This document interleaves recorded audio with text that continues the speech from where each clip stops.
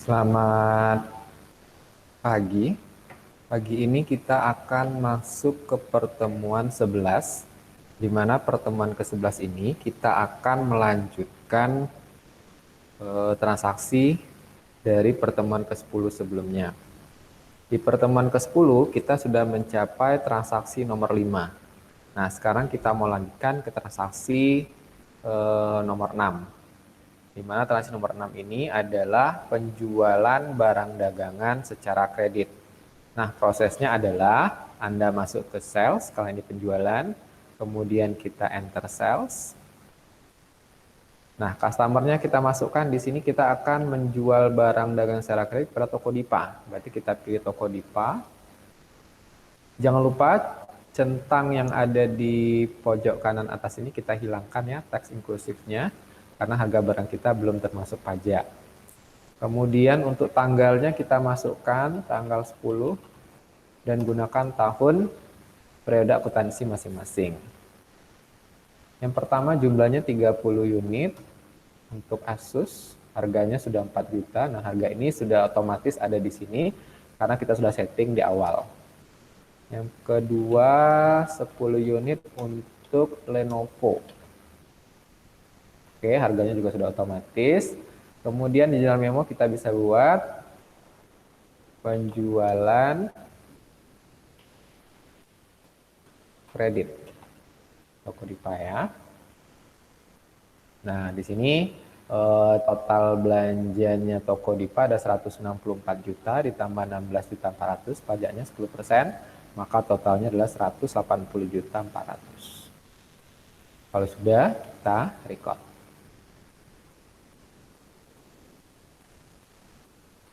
Kita bisa lihat jurnalnya terakhir. Ini jurnal yang muncul untuk transaksi tanggal 10 ini. Kemudian kita masuk ke transaksi tanggal nomor 7, yaitu tanggal 11, di mana di sini ada retur. Nah, tadi PT Toko Dipa membeli ke kita. Nah, sekarang dia retur 4 unit Asus dan 2 unit Lenovo. Ya, kita balik lagi, kita pilih Toko Dipa. Kemudian tanggalnya kita ganti ya, tanggal 11. Nah, karena ini retur, maka kita kasih tanda minus. 4 unit Asus, oke. Kemudian 2 unit, minus 2 ya, untuk Lenovo. Oke, berarti ada retur sebesar 24.800 ditambah teksnya 2.480, totalnya adalah 27.280. Nah, di jurnal memonya kita buat retur penjualan kredit. Kalau sudah, kita record. Nah, untuk transaksi retur ini belum selesai. Kita harus masuk dulu ke register. Kita pilih return and credit. Nah, ini harus kita apply to sale. Kita klik apply to sale. Nah, di sini kita ubah tuh tanggalnya, tanggal 11. Memonya kita ganti.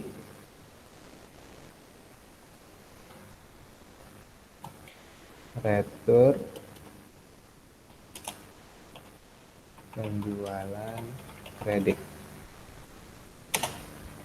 Oke.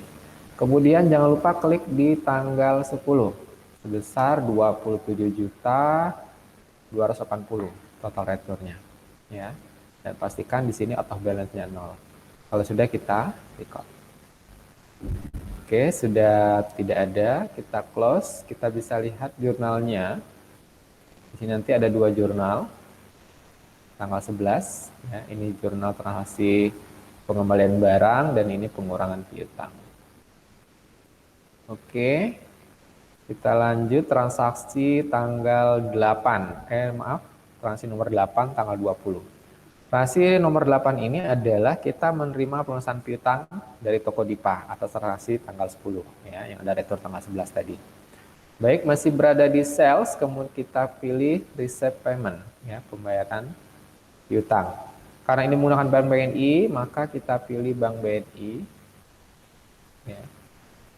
Di sini Bank BNI-nya masih ada 980.000 ya. Kita pilih customer-nya, Tokodipa. Jangan lupa tanggal.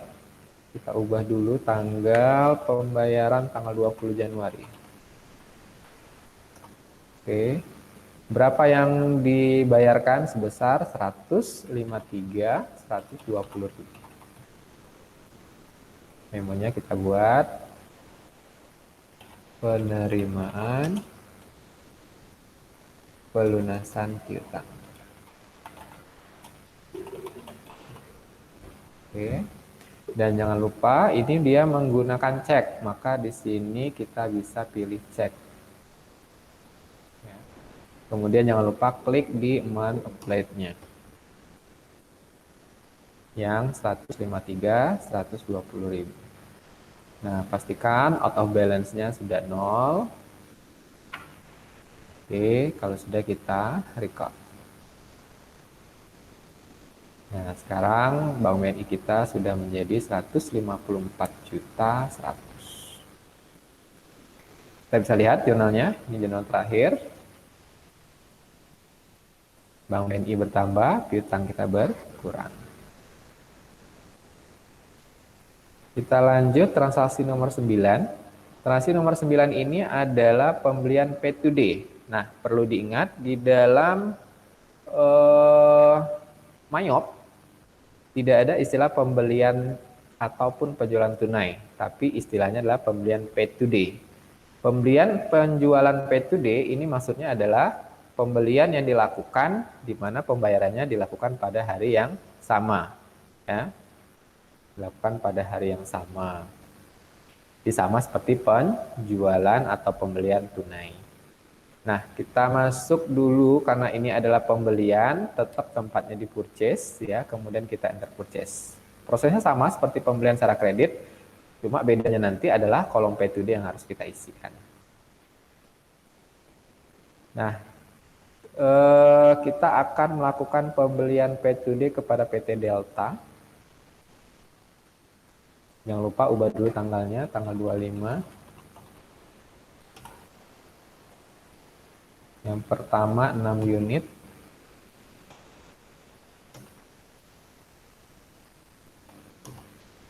Kemudian 4 unit untuk Lenovo.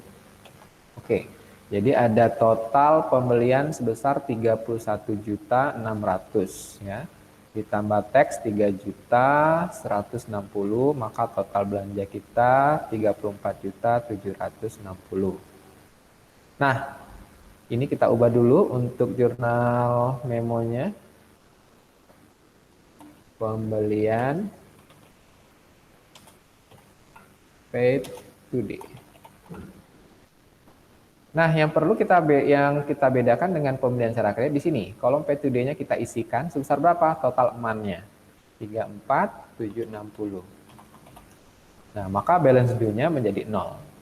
Ya. Balance due-nya menjadi 0. Nah, kita bayarnya secara cash ya, tidak menggunakan Bank BNI. Kalau ini nanti menggunakan Bank BNI, maka linkitnya harus kita ganti terlebih dahulu. Nah, untuk soal ini kita anggap bahwa pembayarannya secara tunai.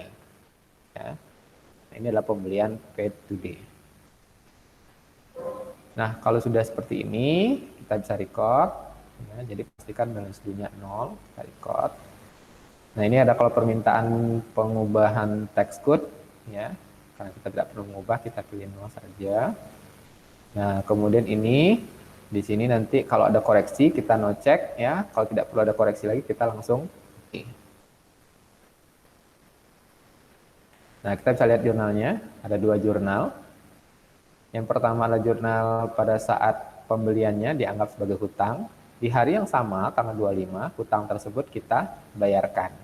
Ya, maka hutangnya langsung lunas ya pada kas. Kas kita berkurang 34.760.000. Jelas ya? Kita lanjut ke transaksi nomor 10. Nah, transaksi nomor 10 ini adalah penjualan P2D. Jadi, prosesnya sama seperti penjualan biasa, sama seperti yang tadi pada saat pembelian, tapi nanti kolom P2D-nya yang harus kita isikan. Kita masuk ke enter cell, kita pilih customer-nya yaitu Toko Nirwana. Toko Nirwana, bukan Nirmala ya. Tanggalnya kita ganti tanggal 27. Ada 5 unit untuk Asus. Kemudian 5 unit lagi untuk Lenovo. Oke. Jadi ada total penjualan kita 42 juta ditambah 4 juta 200, teksnya jadinya 46.200. Di jurnal memonya kita ganti dulu penjualan P2D. Nah, jangan lupa di sini kolom P2D-nya kita isi sebesar 46.200. Nah, pembayarannya secara cash ya. Nanti kita pakai adalah kas. Di sini balance sheet-nya sudah menjadi 0. Nah, kalau sudah kita record, kita lihat jurnalnya. Nah, ada 2 jurnal ya. Yang pertama adalah jurnal penjualannya, di mana diakui dengan piutang. Nah, pada hari yang sama piutangnya kita terima ya.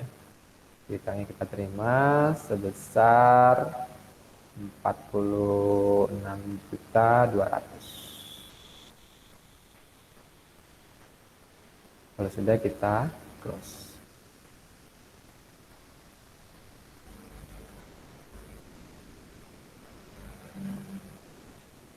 Nah, berikutnya transaksi terakhir yaitu transaksi ke-11 ya. Pembayaran dana kas, pembayaran menggunakan dana kas. Sebenarnya ada dua cara untuk memasukkan transaksi ini. Bisa menggunakan banking ya, melalui spend money ya. Jadi kasnya kita ganti, karena menggunakan kas berarti ini nggak perlu diganti kas, kita masukkan kemudian semua biaya-biayanya. Atau bisa juga kita seperti di perusahaan jasa yang pertama, kita menggunakan record journal entry. Ya. Nah, untuk kali ini kita pakai record journal entry saja. Nanti untuk soal keempat, ya, untuk dagang 2, baru kita menggunakan modul banking. Ya. Untuk saat ini kita pakai record journal entry. Oke, kita masukkan tanggalnya. Memonya pembayaran beban-beban.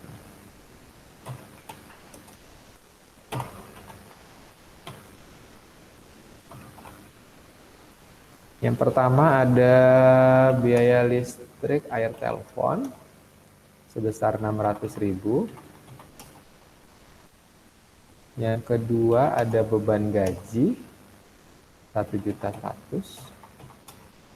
Kemudian ada beban angkut penjualan 350.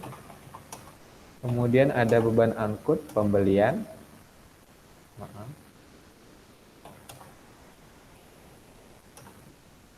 Sebesar 650 pada kas senilai 2.700.000. Nah, kalau sudah seperti ini kita record. Ya. Kita bisa lihat jurnal terakhir ini. Ini adalah jurnal terakhir. Ya. Nah, kalau sudah selesai semua transaksi, ya, nanti Anda cek dari awal sampai akhir. Ini kita cek satu persatu.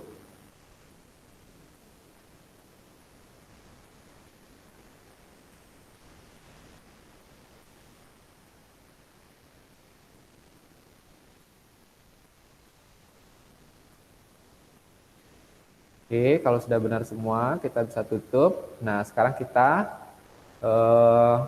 mengecek laporan, ya, laporan keuangannya. Pengecekan laporan keuangan ini menggunakan report. Dari report ya, kita masuk ke account. Yang pertama yang kita cek adalah trial balance. Oke, kita ganti dulu bulannya.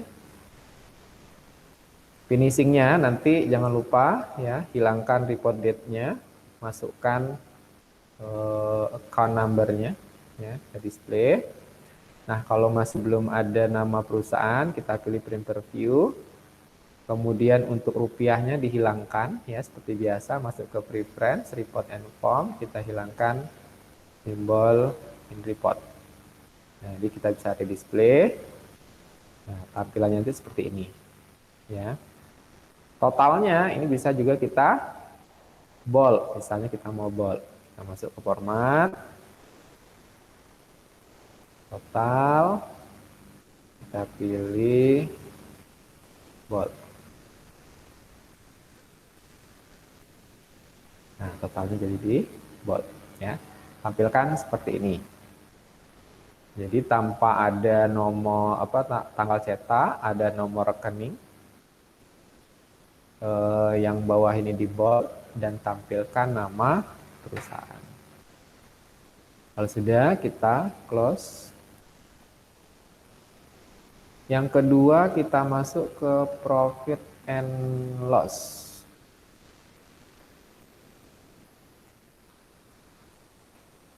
Bulannya kita pilih Januari. Nah, tampilan itu seperti ini ya, ada total pendapatan, ada total harga pokok penjualan ya, gross profitnya, kemudian dikurangi beban operasional, net profitnya menjadi 41.300.000. Mohon maaf, ini saya salah ketik ini, pendapatan. Oke, kita bisa ganti.